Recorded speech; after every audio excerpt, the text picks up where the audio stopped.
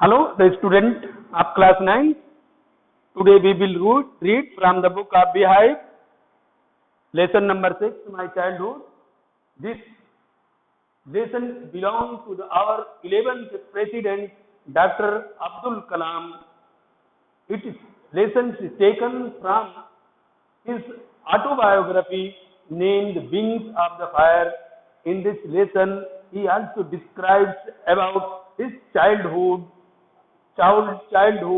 obstacles and how his friend helped and how he passed his childhood. All the experiences have denoted here in in the chapter of my childhood. Now let's open our book and now we read the lesson. I was born in a middle class Tamil family in the island town of Rameswaram in the rest while Madras state. My father Jainuddin had neither much formal education nor much wealth. Despite these disadvantages, he possessed a great innate wisdom and a true generosity of spirit. He had an ideal helpmate of my mother, Asiyamma. I do not recall the exact number of pupils she fed every day, but I am quite certain that are more outsiders with us than all the members of our family put together. Dr. Abdul Kalam was born in the middle class of a Tamil family in Rameswaram. His father, Jalaluddin, has not a formal education but provided all the innate knowledge, innate wisdom, and all the necessary things the daily uses. But his mother, the name was Asiyamma, who was the best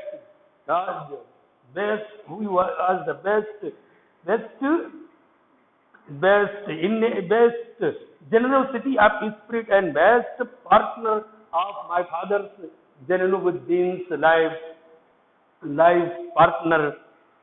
I was one of many children, a short boy with rather undistinguished looks, born to tall and handsome parents. We lived in our ancestors' home, which was built in the middle of the 19th century. It was a fairly large pakka house made of limestone and brick on the Mosque Street in the Rameswaram. My austere fathers used to avoid all inessential comforts and luxuries. However, all necessities were provided for in terms of food, medicine, or clothes. In fact, I would say mine was a very secure childhood, both mentally and emotionally. Means he was like he was also like a many children, a short boy and rather undistinguished. His austere father provided and provided all the necessary things, but avoided all the comforts and luxuries things. The Second World War broke out in 1939 when I was 8 years old. For reasons I have never been able to understand, a sudden demand for tamarind seeds erupted in the market. I used to collect the seeds and sell them in a provision shop in Mosque Street. A day's collection would fetch me the precisely sum of 1 anna. My brother-in-law Jalaluddin would tell me stories about the war, which I would later attempt to trace in the headlines in the Dinamani. Our area, being isolated, was completely unaffected by the war, but soon India was forced to join the Allied forces and something like a state of emergency was declared. The first casualty cause came in the form of the suspension of the train halt at Rameswaram station. The newspapers now had to be bundled and thrown out from the moving train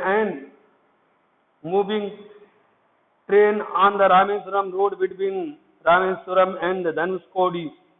that forced my cousin Samsuddin with distributed newspapers in Rameswaram to look for a helping hand in case the bundles, and as if naturally I filled the slot. Samsuddin helped me earn my first wages. Half a century later, I can still feel the surge of pride in earning my own money for the first time. Now, after 50 years, he filled with the surge surge surge with pride in the earning of the first wages. Even child is every child is born with some inherited characteristics into a specific socio-economic and emotional environment and trained in certain ways by figures of authorities. I inherited honesty and self-discipline from my father. From my mother, I inherited wit and goodness and deep kindness, and so did my three brothers and sisters. I had three close friends in my childhood: Ramananda Sastri, Arvindan, and Shiv Prakasan. All these boys were from Orthodox Hindu Brahmin families. As children, none of us ever felt any differences amongst ourselves because of our religious differences and upbringing. In fact, Ramananda Sastri was the son of Pakshi Lakshman Sastri, the high priest of the Rameswaram temple. Later, he took over the priesthood of the Rameswaram temple from his father. Arvindan went into the business of arranging transport for visiting pilgrims, and Shiv Prakasan became a catering contractor for the Southern Railways. During the annual Sri Sita Ram Kalyanam ceremony, our family used to arrange boats with a special platform for the carrying ideals of Lord from the temple to the marriage site, situated in the middle of the pond called Ram Tirtha, which was near our house. Events from the Ramayana and from the life of the prophets were the bedtime stories my mother and grandmother would tell the children in our family. One day when I was in the 5th standard at the Rameswaram Elementary School, a new teacher came to our class. I used to wear a cap with marked me as a Muslim, and I always sat in front, now row next to Ramananda Sastri, who wore the sacred thread. The new teacher could not stomach a Hindu priest's son sitting with a Muslim boy. In accordance with our social ranking as the new teacher side, I was asked to go and sit on the back bench. I felt very sad, and so did Ramananda Sastri. He looked utterly downcast as I shifted to my seat in the last row. The image of him weeping when I shifted to the last row left a lasting impression on me. After school, we went home and told our respective parents about the incident. Lakshman Sastri summoned the teacher, and in our presence told the teacher that he should not spread the poison of social inequality and communal intolerance in the minds of innocent children. He bluntly asked the teacher to either apologize or quit the school and the Islam. Not only did the teacher regret his behavior, but his strong sense of conviction Lakshman Sastri conveyed ultimately reformed the young teacher. On the whole, the small society of Rameswaram was very rigid in terms of the segregation of different social groups. However, my science teacher Subramania Iyer, though an orthodox Brahmin with a very conservative wife, was something of a rebel. He did his best to break social barriers so that people from varying backgrounds could mingle easily. He used to spend hours with me and would say, Kalam, I want you to develop so that you are on par with the highly educated people of the big cities. One day he invited me to his home for a meal. His wife was horrified at the idea of a Muslim boy being invited to dine in her ritually pure kitchen. She refused to serve me in her kitchen. Subramania Iyer was not perturbed, nor did he get angry with his wife. But instead served me with his own hands and sat down beside me to eat his meal. His wife watched us from behind the kitchen door. I wondered whether she had observed any difference in the way I ate rice, drank water, or cleaned the floor after the meal. When I was leaving his house, Subramania Iyer invited me to join him for dinner again the next weekend. Observing my hesitation, he told me not to get upset, saying, once you decided to change the system, such problems have to be confronted.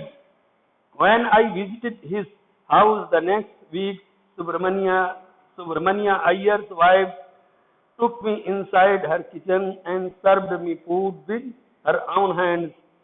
Then the second World War was over and India's freedom was imminent.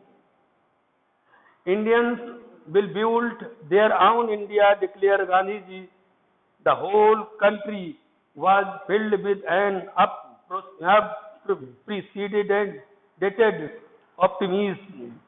I asked my father for permission to leave Rameswaram and study at the district headquarters in Ramanathapuram.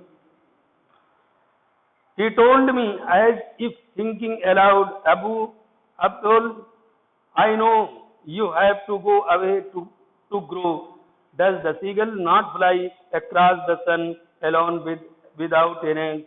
He quoted Khalil Gibran's My Hesitant Mother, your children are not your children, they are the sons and daughters of life longing for itself. They come through you, but not from you. You may give them your love, but not your thoughts, for they have their own thoughts. Now, see the summary of the lesson. My childhood lesson is taken from the autobiography graph of Dr. APJ Abdul Kalam named Wings of Fire.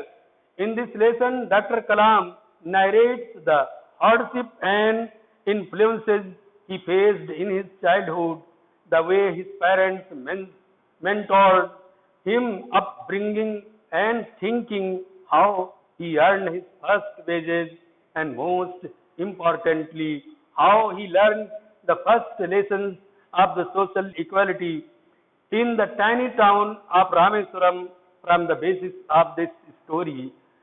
The instances that his Brahmin friend Ramananda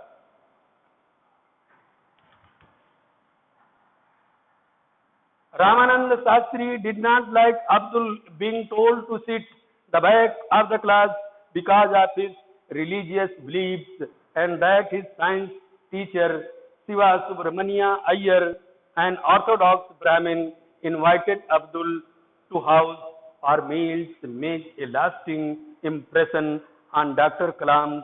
Now, see the question number 1. Now say the question number 1. Where was Abdul Kalam's house? Answer: Abdul Kalam's house. Abdul Kalam house was in, left this word, was in the Mosque Street in Rameswaram. What do you think? Dinamani is the name of. Give a reason for your answer. Dinamani is the name of newspaper. The World War News was published in it. Question third. Who were Abdul Kalam's school friends? What did they later become? Ramanand Shastri, Arbindan and Shiv Prakashan were Abdul Kalam's school's friends. Later, Ramanand Shastri became head priest of Rameswaram temple. Arbindan went to business to arrange the transport for pilgrims, and Shiv Prakashan became a catering contractor in Southern Railway. Question 4. How did Kalam earn his first wages? By selling or distributing the newspaper, he earned his first wages. Question 5. Had he earned any money before that? In what way? Yes, he had earned the money before that by selling tamarind seed. Now, the second part of this question number 1 and second, you have to do as your homework. Pause the video and write it in your notebook. Your lesson has now completed. Thank you.